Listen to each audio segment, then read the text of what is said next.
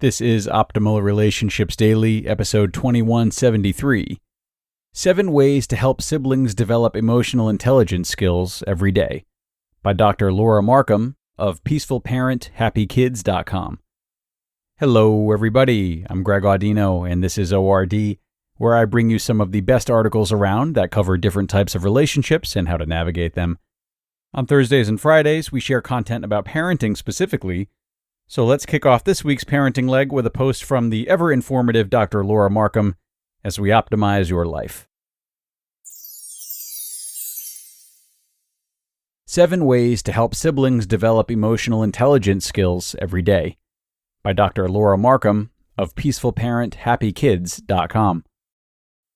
How do children learn social and emotional intelligence skills? Practice, practice, practice. Parents have to explain, model, and repeat themselves over and over. It can seem endless, but there are ways to help children learn faster by taking advantage of the problems that come up in every family on a daily basis. Next time there's a squabble between your children, remind yourself that you don't need to sigh and wish it wasn't happening. You can welcome it as a teachable moment. Number 1. Talk about feelings. When parents talk to their children on a daily basis about what everyone in the family feels and needs, siblings become more sensitive and emotionally generous to each other, as well as more likely to understand each other's point of view. This is true even when children are very young.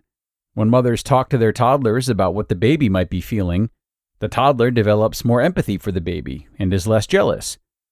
But remember that this can't be a lecture. We always need to begin by empathizing with the older child. Then we can wonder aloud what the baby might want or need. Number 2. Ask questions about feelings, needs, wants, and choices. We all learn by having a chance to reflect, if we don't feel defensive. Ask your child coaching questions that help them explore and discover. These might sound like, how did you feel? What did you want? What did you do? How did that work out? Did you get what you wanted? Did your brother get what he wanted? How do you think he felt? Would you do the same thing next time, or do you think you might try something different? What do you think you might try? And what would happen then? Listen, nod, repeat to be sure you understand. Stay warm and non-judgmental.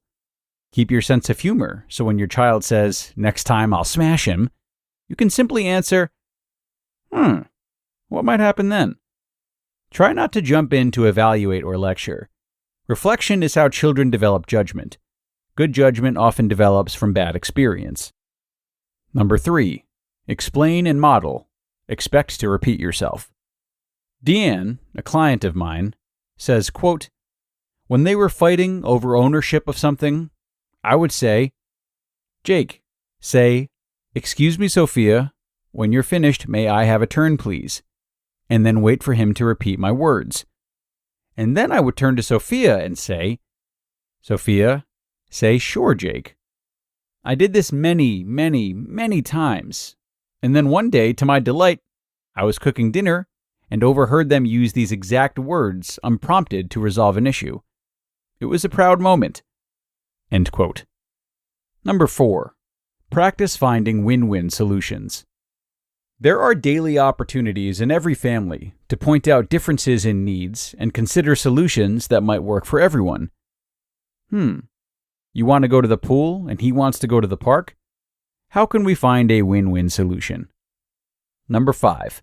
Model I statements, which means expressing what you need rather than judging or attacking someone else.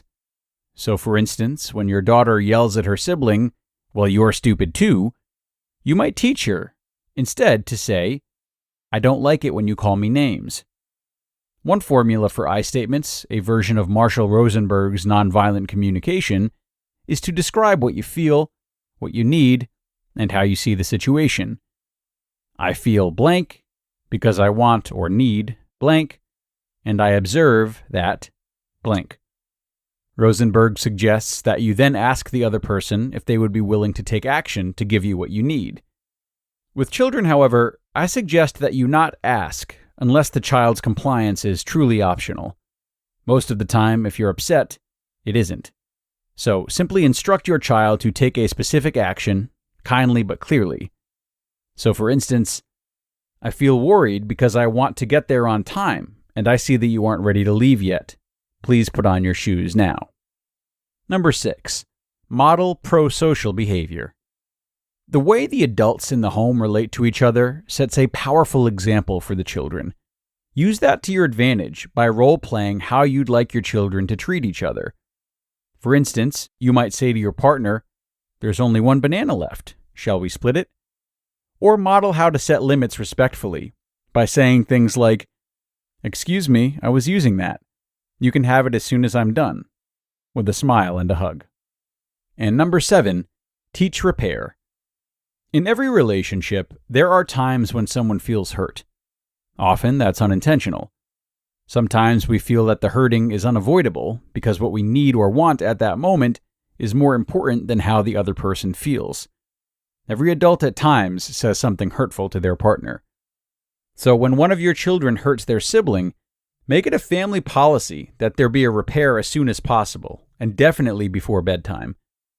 This is when you say, "Your brother was very upset that you knocked down his tower. I wonder what you could do to make things better with him." This is not a punishment. Children who are punished feel resentful. Children who are not punished and don't repair feel guilty. Both blame the sibling. Children who find that they can help their sibling feel better are empowered, and the sibling relationship is strengthened. Once they're no longer angry, humans often look at the wreckage caused by their anger and wish they could make things better. You want your children to get in that habit early. So instead of trying to extract an apology, which will just make your child feel like they lost, help them feel like a hero, someone who makes things better. You just listened to the post titled, 7 Ways to Help Siblings Develop Emotional Intelligence Skills Every Day, by Dr. Laura Markham of peacefulparenthappykids.com. And be sure to stick around for my commentary right after this. And thank you so much to Dr. Laura for this one. A lot of awesome ideas in this article. And one more I'd encourage you to think about is how helpful it can be to leverage stories from the past when helping your children to develop empathy. So if we look to Dr. Laura's first bullet about talking about feelings and how children are able to start developing empathy at a young age, know that you can go beyond just theorizing with your kids. So if you have a toddler who is jealous of a baby, you might talk about when your toddler was a baby.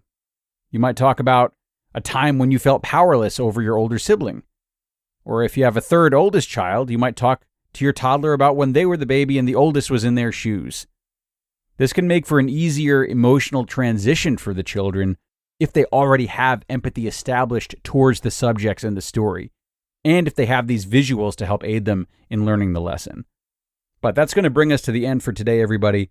I hope this article got you thinking, and if it did and you enjoyed it, be sure to come back tomorrow because I will have another parenting post ready for you. That's where your optimal life awaits.